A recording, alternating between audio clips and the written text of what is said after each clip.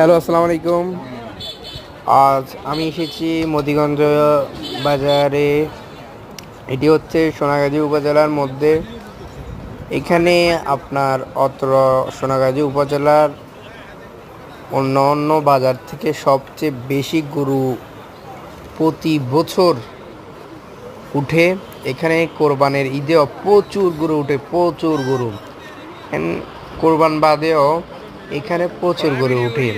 এখানে লাল, সাদা, বলদ, বোল্ডার, ষাঁড়, গাভী, বকনা যা চাই সব আছে। হাঁস, মুরগি, ছাগল, ভেড়া, টোটালি বলতে পশু জগতে যা কিছু কোরবান দেওয়া যায় সব আছে এখানে। সামনে কোরবানির ঈদ আসছে, এটা আরও জমজমাট হবে হাট। এখানে দেখছেন একটা বলদ গরু, এটাকে নিয়ে দরদাম হচ্ছে। উনি বলে 1,20,000, কাস্টমার বলে 95, এইভাবে করে দরদাম হচ্ছে। এইভাবে কোরবানির ঈদ আসবে, এখানে প্রচুর গরু উঠবে, আপনাদের সবাইকে দেখাবো। ওকে।